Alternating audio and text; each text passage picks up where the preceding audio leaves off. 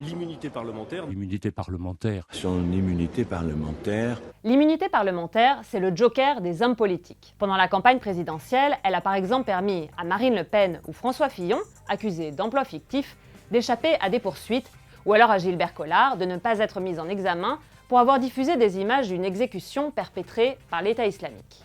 Pour certains, cette protection des députés devrait être remise en question, car elle créerait, selon eux, une justice à deux vitesses. Quand nous, on est convoqués par la police, nous, ouvriers, par exemple, on n'a pas d'immunité ouvrière. Désolé, on y va. Pour d'autres, l'immunité parlementaire protège la séparation des pouvoirs et permet aux députés de faire sereinement leur travail. Mais alors comment ça marche ? En France, l'immunité parlementaire date de la Révolution française. À l'époque comme aujourd'hui, le but est simple, protéger les élus du peuple des pressions venues de l'extérieur, que ce soit au Parlement français ou plus récemment au Parlement européen.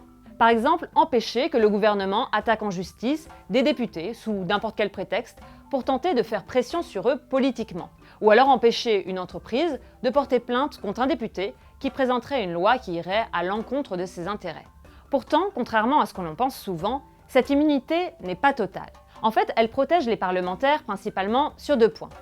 Premièrement, elle garantit leur liberté d'expression dans le cadre de leurs fonctions. On appelle cela l'irresponsabilité. Un parlementaire ne risquera rien suite à des propos ou à des votes réalisés dans l'exercice de son mandat. Par exemple, si un député dans l'hémicycle déclare que l'entreprise Fromageo est corrompue et pratique l'évasion fiscale, eh bien, même si sa déclaration est fausse ou invérifiable, il ne pourra pas être poursuivi par l'entreprise en question. Mais cette liberté d'expression a des limites. Si le parlementaire est allé trop loin, par exemple s'il a insulté le président de la République, le règlement de l'Assemblée nationale prévoit quand même des sanctions, qui peuvent aller jusqu'à l'exclusion temporaire et la perte d'une partie de son salaire. C'est d'ailleurs ce qui s'est passé pour le député du Parti communiste, Maxime Grémetz, exclu pendant 1 mois et demi de l'Assemblée nationale après un esclandre en pleine réunion sur la crise nucléaire au Japon. Il avait en effet interrompu plusieurs fois les débats pour une affaire de voiture mal garée. Monsieur Grémetz, vous pourriez avoir le minimum de décence.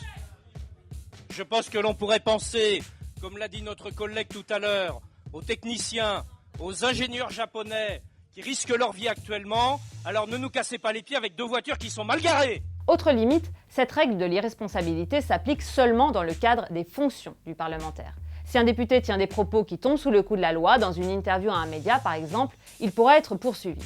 La seule fois où l'irresponsabilité des parlementaires a été levée entièrement, c'était à la Libération pour rendre inéligibles les députés et sénateurs qui avaient voté les pleins pouvoirs au maréchal Pétain en 1940.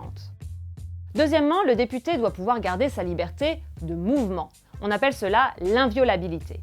Dans les faits, cela veut dire qu'il ne peut être ni mis en garde à vue, ni incarcéré par exemple. Mais dans certains cas pourtant, il peut perdre cette inviolabilité et redevenir un citoyen lambda soumis à la justice. S'il est poursuivi pour un crime ou un flagrant délit par exemple, il perd automatiquement son immunité et pourra être placé en garde à vue ou emprisonné directement. Dans des cas moins graves, l'immunité peut être levée également, mais cette levée ne se fait pas automatiquement.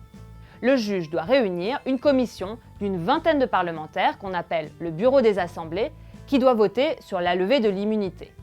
Quelquefois, le bureau vote contre. Ça a par exemple été le cas lorsque Florian Philippot a été attaqué par le Qatar pour diffamation.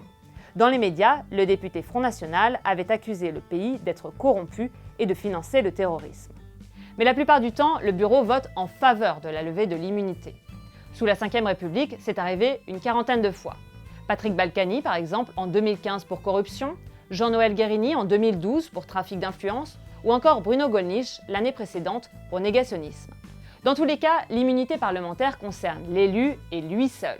Si un collaborateur ou un membre de sa famille commet une faute, il sera jugé comme n'importe qui.